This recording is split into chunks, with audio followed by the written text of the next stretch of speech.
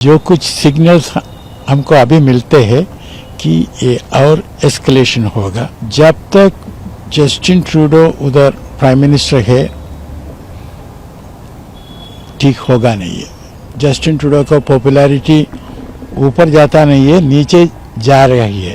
पहली बारी भारत ने व्यक्तिगत तौर पर निशाना साधा है एक दूसरे देश के जो राज प्रमुख हैं उनके ऊपर, यहां तक कि उनको सरकार भी नहीं कहा, उनको एक गिरोह कहा है, रिजीम का शब्द इस्तेमाल किया गया है। हालात जो है वो बद से बदतर ही हो रहे हैं और अब हालात इतने बिगड़ गए हैं कि अगर ट्रूडो कल ना भी रहे सत्ता में तब भी मुझे नहीं लगता कि ये हालात बिल्कुल इमीडिएटली वापस नॉर्मलाइज हो जाएंगे। इस रिश्ते में जो जहर घोल दिया है ट्रूडो ने और ये जो माफिया है खालिस्तानी, इन्होंने जो जहर घोल दिया इस रिश्ते में, तो इसको तो अब काफी समय लगेगा ठीक करने में। ये डिसीजन ठीक है क्योंकि कनाडा ने हमको कहा है कि हमारा हाई कमिश्नर और दूसरे कुछ डिप्लोमेट्स भी persons of interest in the context of the investigation और निज्जर किलिंग के बारे में। इसका मतलब है कि RCMP royal Canadian mounted police वो इन्वेस्टिगेशन कर रहा है, वो हमारे हाई कमिश्नर को इंटरोगेट करना चाहता है।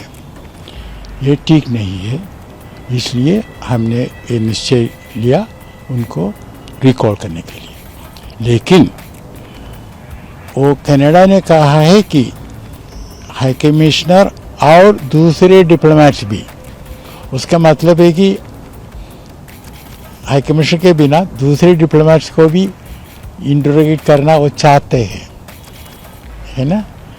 हम उनको वापस रिकॉल किया नहीं है, तो थोड़ा कॉम्प्लिकेटेड है।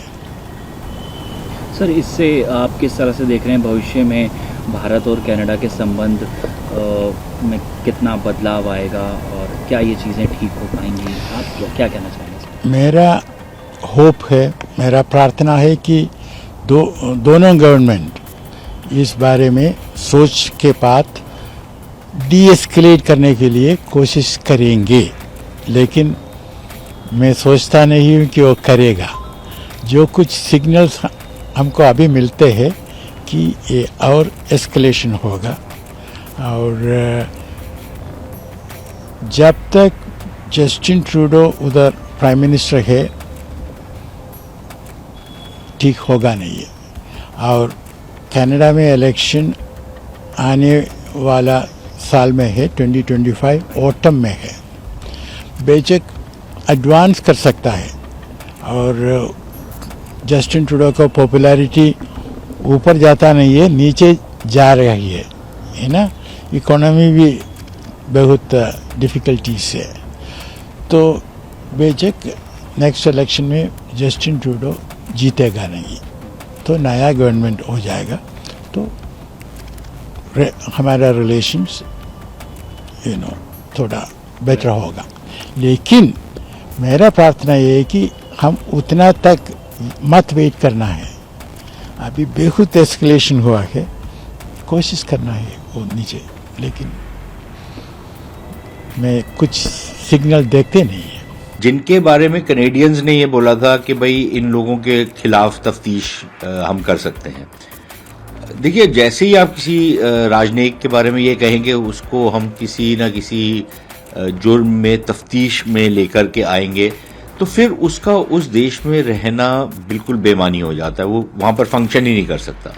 इसलिए मेरे ख्याल उचित बात तो यही थी और भारत के पास कोई विकल्प भी नहीं था बनस्बत इसके कि उनको वापस बुला लिया जाए। अब वो 5-6 लोगों को जो हम वापस बुलाया है, अब देखना यह है कि क्या भारत उनके जो यहाँ पर राजनयिक हैं उसी स्तर के उनको क्या वापस भेजेगा, देश निकाला देगा भारत से।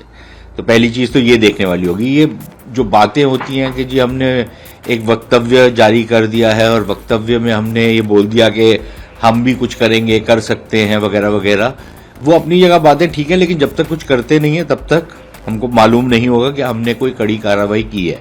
बयान तो बहुत कड़ा दिया और जो बयान दिया है उसमें मैं कल शायद पहली बारी भारत ने व्यक्तिगत तौर पर निशाना साधा है एक दूसरे देश के जो राज प्रमुख हैं उनके ऊपर और उनकी सरकार के ऊपर, और जहां तक कि उनको सरकार भी नहीं कहा, उनको एक गिरोह कहा है, रिजीम का शब्द इस्तेमाल किया गया है। तो वो तो बहुत कड़ी जो रिएक्शन है वो बहुत कड़ा है, लेकिन रिएक्शन के साथ कुछ एक्शन भी होना चाहिए। क्वेश्चन ये है कि अब एक्शन क्या होगा, क्या हम उनके भी जो उनके यहाँ पर राजनयिक हैं उनको निकालेंगे। तो मेरे ख्याल हालात जो हैं वो बद से बदतर ही हो रहे हैं, और अब हालात इतने बिगड़ गए हैं कि अगर ट्रूडो कल ना भी रहे सत्ता में, तब भी मुझे नहीं लगता कि ये हालात बिल्कुल इमीडिएटली वापस नॉर्मलाइज हो जाएंगे। मेरे ख्याल ये जो इसमें इस रिश्ते में जो जहर घोल दिया है ट्रूडो ने, और ये जो माफिया है खालिस्तानी, इन्होंने जो जहर घोल दिया इस रिश्ते में, तो इसको तो अब काफ़ी समय लगेगा ठीक करने में, ओवरनाइट तो नहीं होगा। क्योंकि गवर्नमेंट ने जो रिएक्शन दिया कनाडा का जो मूव था एनवॉय के लिए, उन्होंने कहा कि जिस तरीके से पॉलिटिकल गेन कोशिश करी जा रही है, चुनाव भी होंगे, और जिस तरीके से खालिस्तानी हैंड इन ग्लव दिखती है गवर्नमेंट, आपका क्या मानना है कि ये पॉलिटिकल गेन के लिए ही करा गया है? बेशक मेरे ख्याल ये शुरू दिन से पहले इसके बाप ने भी यही किया था ट्रूडो के, और ये भी वही कर रहा है। उसने भी जो खालिस्तानी थे वहाँ पर उनको खुली छुट्टी दे दी थी। जब भारत मांगता था कि भाई ये जो दहशतगर्द हैं वहाँ पर इनको आप एक्स्ट्राडाइट करो, तो उसने वो भी नहीं माना था, तो उसने भी उनके साथ ये खेला। फिर इसने भी यही काम किया है ट्रूडो ने, छोटे ट्रूडो ने। तो अब इशू ये है कि राजनीति तो जरूरी है लेकर के आते हैं बीच में, कांटे की टक्कर होती है, तो जो छोटी छोटी कॉन्स्टिट्यूएंसीज होती हैं तो उसमें 500, 1000, 5000 वोट इधर से उधर हो जाए तो सारी खेल ही बदल जाता है। तो वहां पर इन लोगों का कुछ लगभग 25-30 कॉन्स्टिट्यूएंसीज में कुछ प्रभाव है, और सारी की सारी जो कनाडा की राजनीतिक दल हैं वो इनको आकर्षित अपनी तरफ करने की कोशिश करते हैं। तो एक तो वो फैक्टर है, और देखिए ये कोई अपनी तरीके की अनोखी बात नहीं है। हर देश में विदेश नीति का, डोमेस्टिक पॉलिटिक्स का एक एंगल होता है, वो तो अपनी जगह बात ठीक है, वो बात समझ में भी आती है। लेकिन हर देश ये कोशिश करता है कि बियॉन्ड अ पॉइंट वो जो आपकी राजनीतिक एंगल जो है वो आपकी कूटनीति के ऊपर असरअंदाज ना हो। लेकिन जहां पर इन्होंने उस चीज को मेरे ख्याल ताक पे रख दिया है, शायद इस करके क्योंकि इनको लगता है कि भारत या तो कुछ कर नहीं सकता, या भारत को अगर हमने खफा कर भी दिया तो हमारे को कोई ज़्यादा चिंता करने की ज़रूरत नहीं है। हम चीन को नहीं कर सकते क्योंकि चीन से तो हम पैसा भी लेते हैं और चीन का प्रभाव भी हमारे ऊपर बहुत ज़्यादा है, लेकिन भारत को हम कर सकते हैं और भारत को फिर अमेरिका संभाल लेगा, तो हमारे लिए तो एक कॉस्टलेस्ट ऑप्शन है। शायद ये सोच है इनकी। और अब एक तरफ के हमारी राजनीतिक रोटियां भी सेक जाएंगी, दूसरी तरफ हमारे को कोई कॉस्ट भी नहीं पड़ेगा क्योंकि अमेरिका बहादुर ये इंश्योर करेगा कि भारत बियॉन्ड अ पॉइंट ना जाए। तो अब ये देखना पड़ेगा कि मोदी सरकार क्या करती है, क्या हम और क्या कदम उठाते हैं ताकि इनको जरा दिखाया जाए कि इनकी क्या औकात है।